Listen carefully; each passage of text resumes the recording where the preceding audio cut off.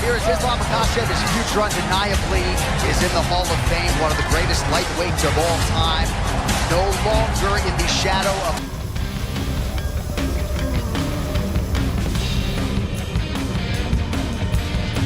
one of the greatest lightweights of all time.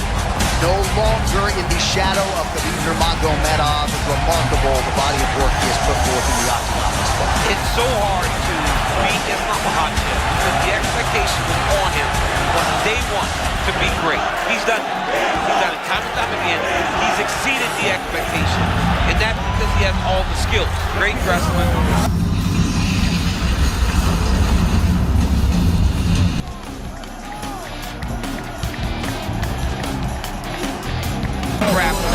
Great striking.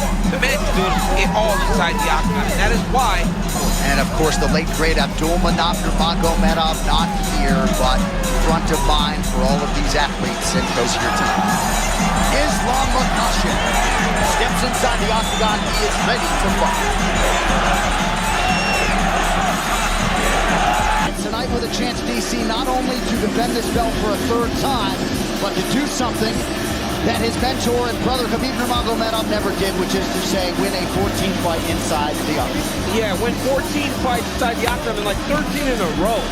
He is quickly becoming one of the guys to be considered the greatest lightweight of all time. He has all the skills. He's a tremendous wrestler, tremendous grappler, but it's his striking that I think separates him from most. He's a really high-level striker, the guy that carries a ton of confidence. I remember being in the gym with this kid from the very first day, and it always felt like an eventuality.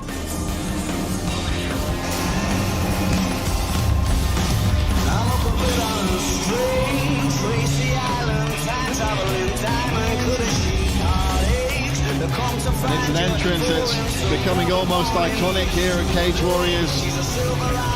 Ian Garry walking out to the Arctic Monkeys, are you mine? And I think that's a question that he asks himself every time he looks at the picture of the Cage Warriors welterweight title. I mean, if you believe everything that Ian Garry says, that belt's practically his already. Dan, is there any chance that this young man is overconfident, if anything?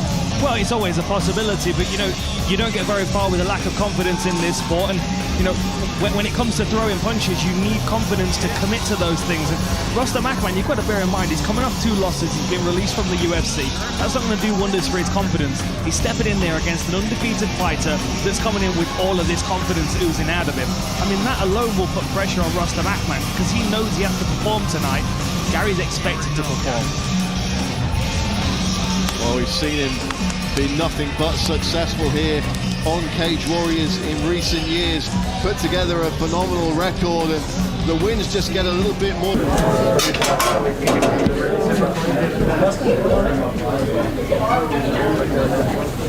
170.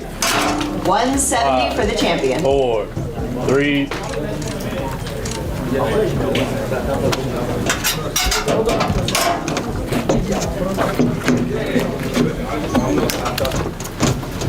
Morning. Morning. You ready? Step on, please.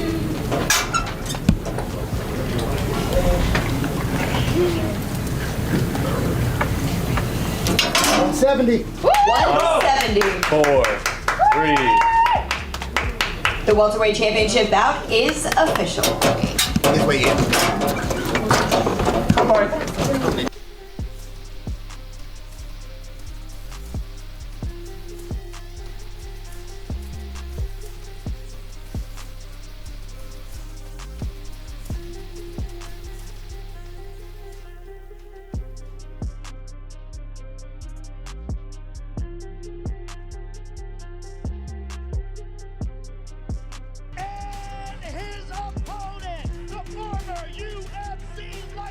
Champion and the current reigning, defending UFC welterweight champion of the world, Islam Makhachev. Official weight 170 for the champion. UFC welterweight championship of the world.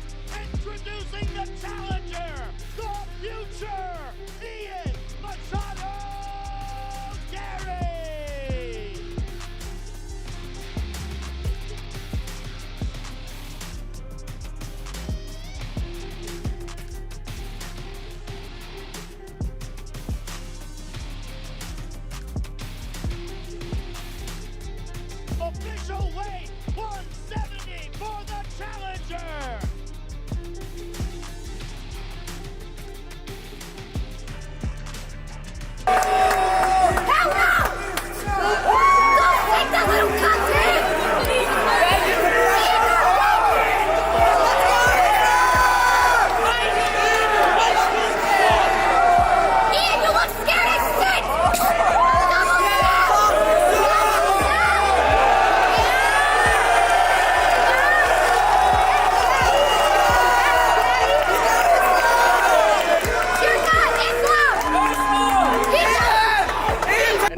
says his goal in there on Saturday is to frustrate you and irritate you with his style. How are you preparing for that? And as you say, you feel you're gonna have to chase him and run after him. How do you find the balance there? Ian is a good fighter, but he don't have something special. I beat many strikers, and that's it. He just next opponent. That's it. He don't have something special to defend my wrestling. And I know you said after the first face-off, you felt nervous energy from him. I know you've only been up here for a couple minutes, but what do you feel from Islam Makhachev here today? As I said, I think it was more the fact that he didn't want to be there. He's done this too many times as the champion. He doesn't care about those things. And I'd made it very clear to you. The one that matters is tomorrow night when we face off at ceremonials. That's the face-off where I see the energy. I know he's done this too many times. I know what he's like. He's an unbelievable fighter. He's ready for the moment, and I'm excited that he's ready.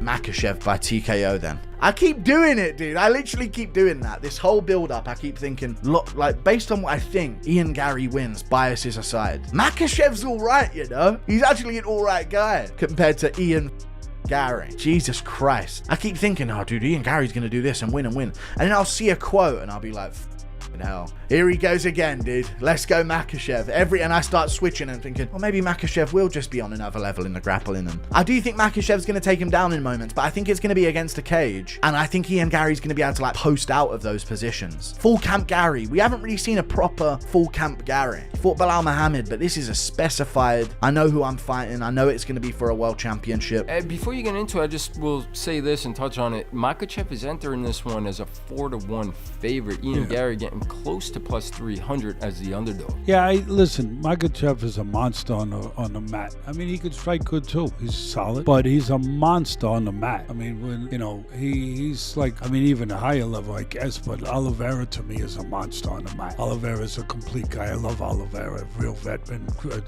legend, Hall of Famer. But Makhachev on that floor.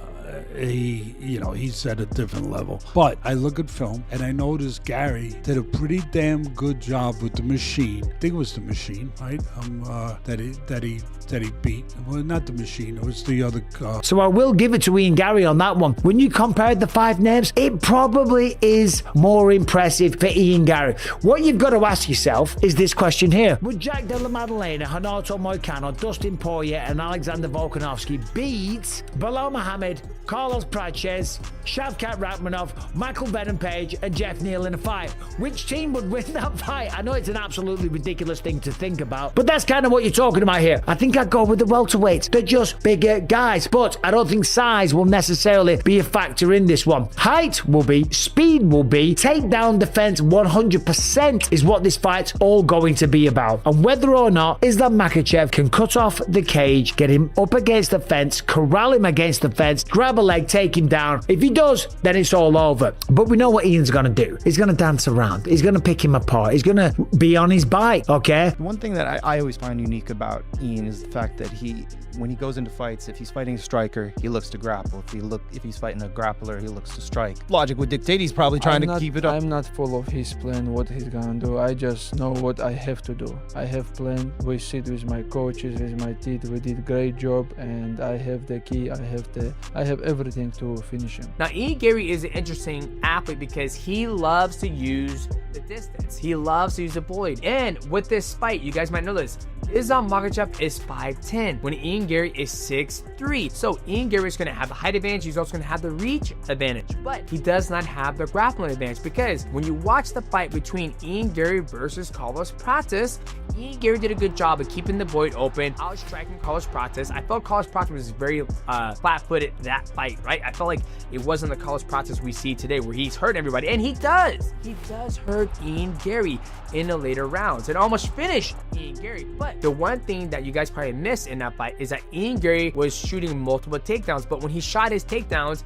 his head was in the wrong place when he shot the single leg, and that's why Carlos Prates was able to defend every single one of those outside singles. When you do a single leg, you want your head on the inside, that way you can use your head to direct your opponent where you are. But what almost got him at the end of that fight. Gary's gas tank was running very low. But it shows you that he's got a chin. It shows you he has a physical durability. He's not intimidated by a guy who's that dangerous. Shows you mentally he's in a good place, strong place, right? And I mean, because that guy, I mean, if he's not smoking a cigarette, he's smoking you.